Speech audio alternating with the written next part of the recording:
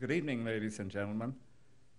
My name is Sonny Metha, and on behalf of all my colleagues at the Knopf Doubleday Publishing Group, I'd like to welcome you to the New York Historical Society for what promises to be a memorable evening of conversation. Tonight's conversation will reach across the generations. We use that term when the old are interviewed by the young. And we'll focus on something of interest to everyone in this room, our collective future. The American dream is a powerful concept. Of late, the talk has been of its being derailed. People are worried about their jobs. They're worried about the economy. They're worried that we've lost our competitive edge. And they're concerned that the American safety nets are fraying and not be there for them when they retire. My good friend President Clinton has written a new book that addresses these concerns. In Back to Work, the president writes, and I quote, "I came of age believing that no matter what happened, I would always be able to support myself. It became a crucial part of my identity. It drove me to spend a good portion of my adult life trying to give others the same chance." President Clinton goes on to say, "It's heartbreaking to see so many people trapped in a web of idleness, debt, and doubt. We have to change that. We've got to get America back in the future business." President Clinton, wisest of statesmen and dedicated public servant, will be joined on stage tonight by one of our brightest younger citizens, also a champion of public service, Chelsea Clinton. Chelsea Clinton is a graduate of Stanford, has earned a master's from Columbia, and is currently pursuing a doctorate at Oxford. She's also working with the Clinton Foundation and the Clinton Global Initiative. Her recent professional and academic work has focused on improving access to health care for citizens around the world, on equal rights, and on education for children. Ladies and gentlemen, please join me in welcoming President Clinton and Chelsea Clinton.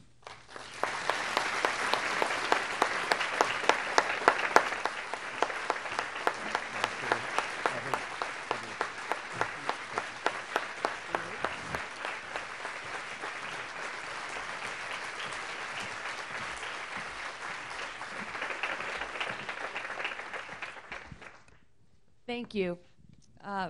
Before we begin, I should acknowledge the fact that I am certainly not an unbiased interviewer. I am unapologetically and profoundly biased towards my father. We don't always agree, but I certainly always learn from him, whether in conversation or in the pleasure of reading many drafts of his book and then finally getting a hard copy myself last week. So I think it would be a good place to start a bit where Sonny left off, saying that you wrote this book largely because you worried that for many of us the American dream had become opaque and for others it had been lost. And so I think it would be helpful to hear kind of why at this point in time you were compelled to write this book. It is brief, it is distilled, but it is action-oriented. Well, I first was inclined to do it after the 2010 elections because I went out and did, more than 130 events. And I wasn't particularly surprised about the outcome for the reasons I state in the book. People tend to hire Democrats when things are messed up, if you think about it, in the last 30 years. And so they hire us to fix things, and they didn't feel fixed on Election Day. They also, the American people, are always somehow deeply ambivalent about the role of government, and they have been from the beginning. Keep in mind, we were born in reaction to unaccountable government power. I just had my picture taken with the Stamp Act imposed by the British government under King George. And it's the first time I think the Stamp Act's ever left the Parliamentary Archives in London. It's here for an exhibit that will be here at the New York Historical Society through April. So we always wanted, we didn't want too much government, but we want enough. And what's enough and not too much is the source of constant debate. And so all the stuff happened, we lost. But what bothered me was that the election was almost completely fact-free. And I think that's not good for us.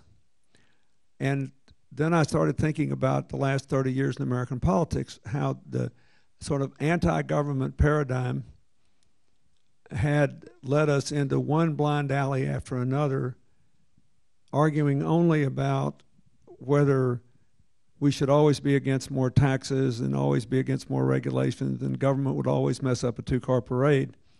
Instead of going to the end and working backwards, how do we build a country that is a country that promotes shared prosperity and new jobs and new opportunities and broad-based educational opportunities for people in the 21st century? And then working back from that, how do you get that? If you look around the world at the most successful countries, they have both a strong economy and a smart and effective government, and they work together. So that's what propelled me to write this. And I'd been saving all these articles that I'd gotten out of newspapers, blog sites, magazines since 2007, since the recession started, about the economy and about other things, and all the books I'd read. And I finally decided I should just try to distill it and say, here's a political and economic history of America for the last 30 years, and here's what I think we should do now to put our country back in the future business. That's how I did it, and what I was thinking about when I did it. I thought it would be a good thing if every American who cared could have a slim volume with enough facts in it that would prove the case about how we got where we are, and then I could make the argument about what I thought we should do going forward. One of the things that you clearly articulate in the book is what, in your estimation, is sort of just the right amount of government and what the role of government should be. One thing you don't articulate in the book is what should the role of the private sector be, and what do you think is just the right amount of engagement and action, particularly at moments like these, by the private sector. And certainly for my edification, I'd like to hear you answer the former and the latter together, so that there's sort of a clear and coherent vision of what should be rendered unto government and what should be rendered unto the private sector. Well, I think in general the private sector should do the work of the country. That basically the private sector is better at competition, building businesses at work, hiring people, creating jobs. The government should set the rules, the boundaries. How do you get, how do we have clean air? How do we have safe, clean water? How do we have safe food? How do we produce energy in a way that maximizes the positive impact and preserves the environment? And should do it in a way that leaves the largest number of how questions to the private sector that possible and still get the good result. When I was president, we had 43 million more Americans breathing clean air. And we had to pass a chemical right to know law, which favors transparency, but we tried to set up a system where the private sector was incentivized to meet these objectives at the lowest possible cost in the shortest amount of time. And so but it changes over time. You can, we privatized some of our management of nuclear stockpile, non-bomb making material. Over time, there will be more and more functions that government used to do that might be profitably done by the